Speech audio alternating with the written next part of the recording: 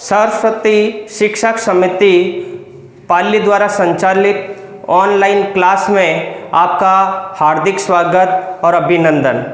आज हम अध्ययन करेंगे कक्षा सप्तमी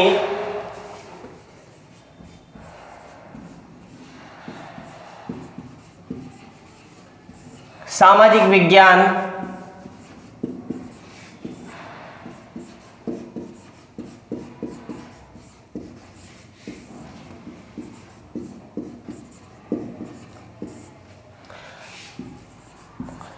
अध्याय 2 के बारे में,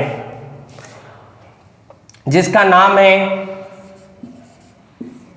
नए राजा व उनके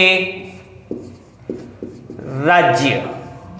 नए राजा व उनके राज्य कहने का मतलब है इस अध्याय में हमको मध्यकाल के अंतर्गत यानी 7वीं शताब्दी से लगा करके 12वीं शताब्दी तक जो भारतवर्ष है उसमें कौन कौन से नए राज्यों का उदय हुआ उसके बारे में अध्ययन करना। यानी कि हमको 7वीं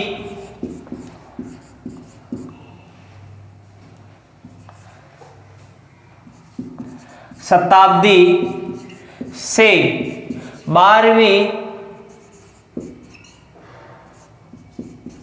शताब्दी तक भारत में जो नए राजा व उनके राज्यों का अध्ययन करना है। यानी हमें इस पाठ में 7वीं से 12वीं शताब्दी में कौन कौन से नए राजा हुए और उन राजाओं ने किन किन क्षेत्रों पर, भारत में कौन कौन से क्षेत्रों पर अधिकार किया, उन सारे के बारे में हमको अध्ययन करना है। सामान्य तौर से मैं मानचित्र के माध्यम से आपको समझाना चाहूँगा। ठीक है, ये हमारा इस प्रकार का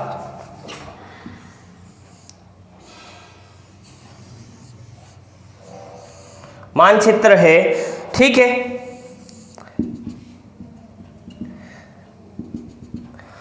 ये भारत का मानचित्र है। आपको पता होना चाहिए मध्यकाल में अगर मैं बात करूं तो यहां पर जो चोल, चेर, पांड्य इन राज्यों का उदय हुआ। चोलों का, चेरों का और पांड्यों का, ये सारे के सारे जो तीनों दक्षिण भारत में नए राज्यों के रूप में उदय हुआ, ये मध्यकाल में हुआ था। एक बात अगर मैं यहां बात करूं तो यहां हमारा कन्नौज है, कन्नौज। ठीक है, यहां पर राष्ट्रकूट, ठीक है, यहां पर पाल वंश, ठीक है, यहां पर राजपूत। तो इस प्रकार से 7वीं शताब्दी से 12वीं शताब्दी में भारतवर्ष में जो चोल, चेर, पांड्य, राजपूत, राष्ट्रकूट, पाल वंश, जो ये साम्राज्यों का उदय हुआ और इन साम्राज्यों में जो जो राजा हुए उन सारों के बारे में हमने इस पाठ के बारे में अध्ययन किया। ठीक है, आगे अगर मैं बात बता दूं, इसमें अगर अपन बात करेंगे मध्यकाल में, तो मध्यकाल में मुस्लिम आक्रांताओं का प्रभाव 7वीं से 12वीं शताब्दी के मध्य ही भारत में मुसलमान लोगों का आक्रमण होना शुरू हो गया था। उसके बारे में मैं थोड़ा सा प्रकाश डाल रहा हूं, वो समझना।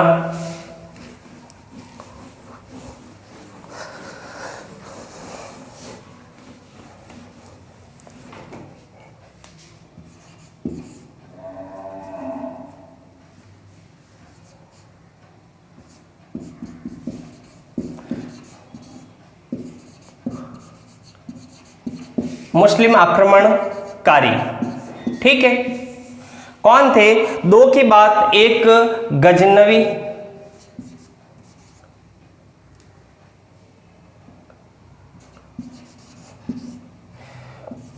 मोहम्मद गजनवी, और दूसरा मोहम्मद गोरी। ठीक है, ये दोनों ही मध्यकाल में मुस्लिम आक्रांता थे और इनका प्रमुख उद्देश्य था लूट मार करना।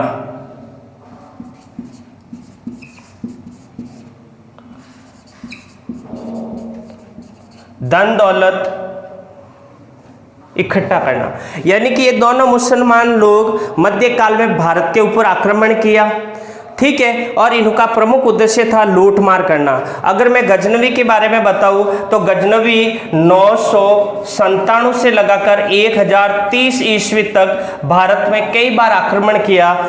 इस आक्रमण में इसका जो सबसे प्रमुख आक्रमण है वो सोमनाथ मंदिर का है। सोमनाथ मंदिर, ठीक है, सोमनाथ मंदिर पर गजनवी का आक्रमण है। सोमनाथ मंदिर गुजरात में स्थित है और यहाँ पर खूब सारा धन था इस मंदिर में, और इसको लूटने का प्रयास जो है मोहम्मद गजनवी ने किया था, ठीक है। दूसरी बात, मोहम्मद गोरी की बात करूं तो मोहम्मद गोरी जिस समय भारत आया उस समय 1191 और 1192 ईस्वी में जो है 2 युद्ध हुए, ठीक है। वो युद्ध जो था तराइन का युद्ध था, तराइन का युद्ध, ठीक है। तो गोरी के समय 2 युद्ध हुए, 91 और 92 में, ठीक है। मोहम्मद गोरी और पृथ्वीराज चौहान जो थर्ड थे उनके मध्य ये तराइन का युद्ध लड़ा गया।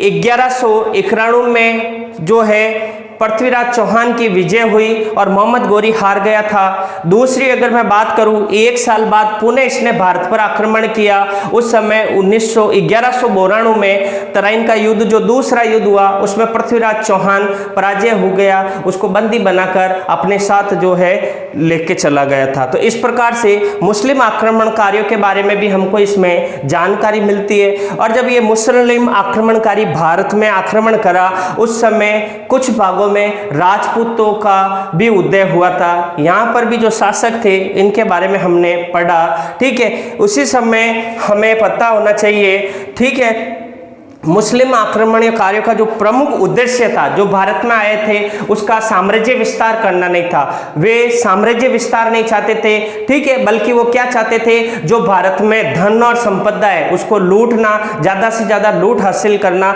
इनका ये प्रमुख काम था। तो इस प्रकार से इस मुस्लिम आक्रमणकारियों के बारे में भी हमें जानने का प्रयास किया। आगे अगर मैं इसी के बारे में करूं तो कुछ इतिहासकारों से हमें जानकारी,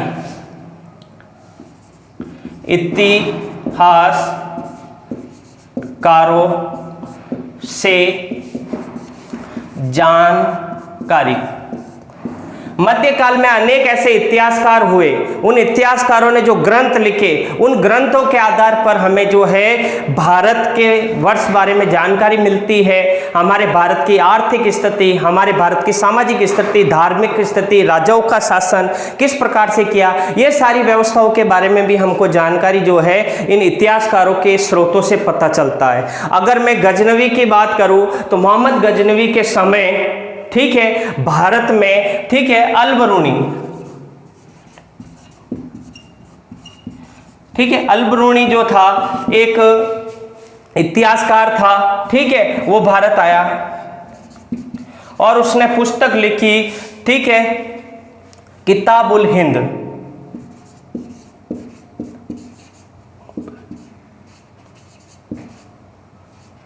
किताबुल हिंद ये पुस्तक लिखी, ये अल-बरूनी की। अगर इस पुस्तक का अपन इतिहास वर्णन करते हैं, ठीक है, इसके बारे में भारतीय राजनीतिक, आर्थिक, सामाजिक विषय के बारे में हमको विस्तार से जानकारी बनती है। अगर मैं इसी समय की अगर एक और इतिहासकार की बात करूं, अमीर खुसरो की,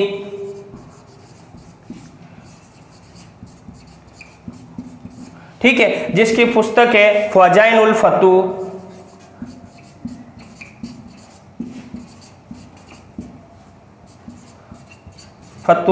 तो इससे भी हमको जानकारी मिलती है। तो इस प्रकार से जो मध्यकाल में इतिहासकार हुए, उन इतिहासकारों के अध्ययन से भी हमको जो है इस के बारे में जानकारी मिलती है।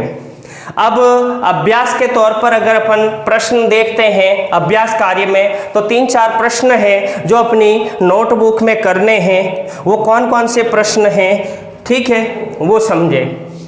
सबसे पहला जो प्रश्न है, अभ्यास प्रश्न,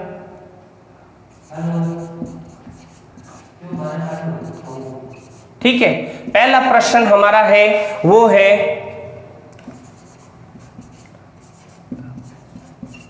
अल-बरूनी किसके साथ भारत आया? ठीक है ना, अल बरूनी किसके साथ आया? गजनवी के साथ आया, ये प्रश्न। दूसरा, तराइन का फर्स्ट व सेकंड युद्ध कब व किसके मध्य हुआ? ठीक है, ये किसके मध्य हुआ, ये वाला। तीसरा अगर प्रश्न अपन को इसमें करना है, वो प्रश्न करना है भारत में